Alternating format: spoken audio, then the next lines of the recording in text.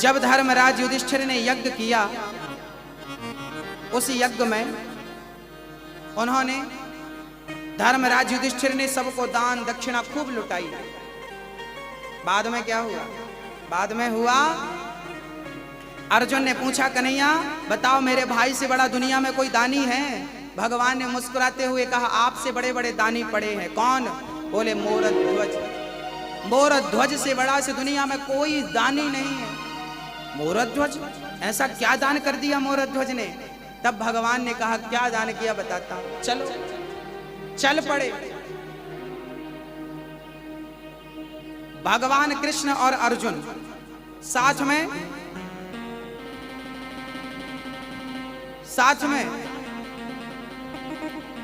यमराज को ले लिया शेर बना करके और चल पड़े।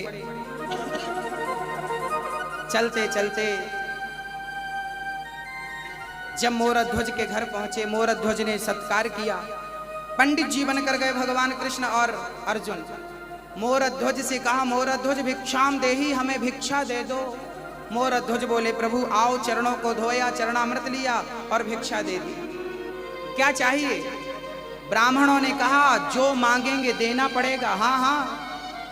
मोरध्वज ने कहा, आप प्राण मांग लो, सिर मांग लो, राज्य मांग लो, सब दे दूंगा।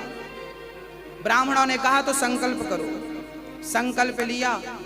ब्राह्मणों ने क्या मांगा जानते हो?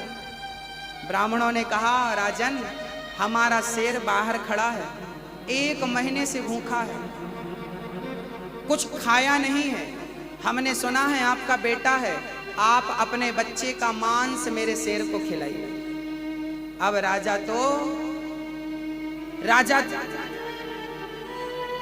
राजा अपने बच्चे को कैसे मारते?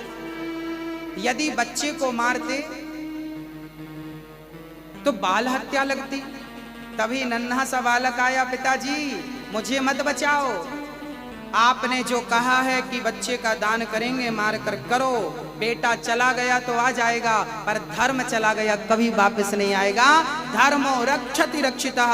ये वो भारत है जहां धर्म की रक्षा की जाती है, जहां अपने बच्चे से ज्यादा धर्म को महत्व दिया जाता है। ये वो भारत है, ये वो भारत है। आज मोरध्वज के बच्चे ने कहा कि मुझे मार डालो। ठीक है, आरा की व्यवस्था की गई। एक तरफ रानी ने पकड़ लिया, एक तरफ राजा ने पकड़ लिया, और आरा बच्चे को फाड़ कर देना था, क्योंकि शेर के दांत गिर चुके थे। वो बच्चे को नोच नोच कर खा नहीं सकता था।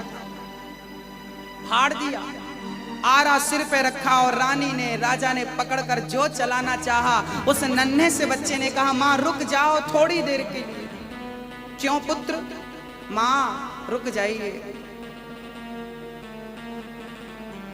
जब माँ बाप रुके तो अंदर से रुई आया। ताम्रध्वज कानों में लगा दिया। माँ कानों में लगा लो, पिता कानों में लगा लो। क्यों बेटा?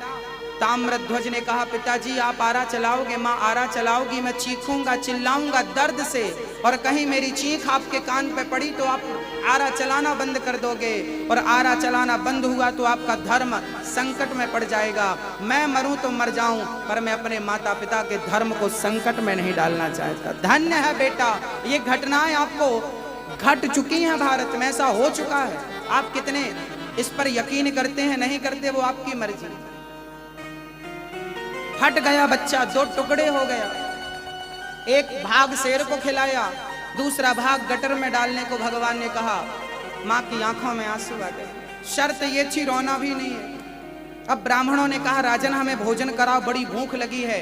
जा करके मोरध्वज ने और भोजन तैयार किया। भोजन सामने परोसा। ब्राह्मणों ने भोजन करना शुरू किया ही था, रोटी तोड़कर मुंह पर ले जाकर नीचे रख दी।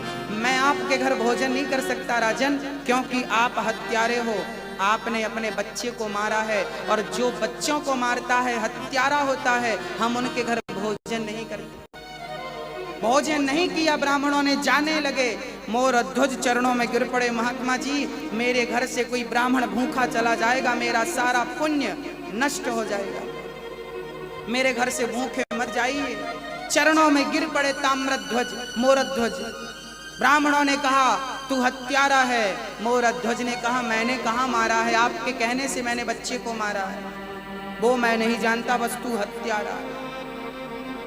अब तो मोरध्वज ने भगवान से प्रार्थना की, हे विधाता, यदि मैंने सच्चा दान किया हो, यदि मैंने सच्चा दान किया हो और कभी किसी का दिल ना दुखाया हो, द्वार पे आए हुए को कभी खाली हाथ ना भेजा हो, तो हे विधाता आज मुझे मेरा मरा हुआ बेटा मुझे वापस कर। आज तेरा भक्त पहली बार तुझसे याचना कर रहा। और भक्तों, पिता कहकर घुटनों के बल बैठ गए। बेटा ताम्रध्वज, एक बार तूने मर करके अपने पिता के धर्म को बचा लिया।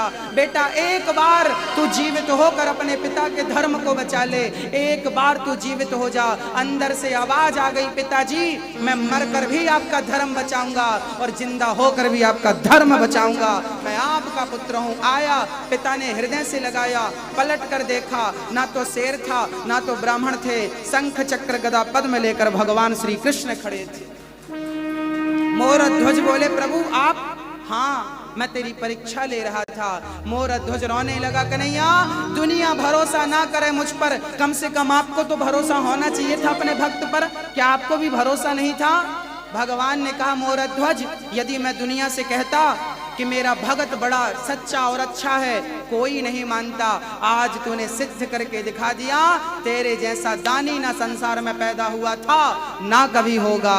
तेरी केवल तू जो अपने बच्चे को आरे से चीर कर दान करे, वही आरा, जो आरा जिस आरे से बच्चे को चीर कर दान किया गया, वही आरा बिहार में डाला गया, जिसको आज आरा जिला, एक आरा बिहार में एक स्थान है, अभी 18 तारीख से वहीं पर कथा करने हमें जाने का सौभाग्य मिला है। आरा बिहार, उस शहर का नाम आरा इसलिए पड़ा क्योंकि वो आरा वहां फेंका गया था, जिस आरे से बच्चे को चीरा गया था। एक बेटा वो था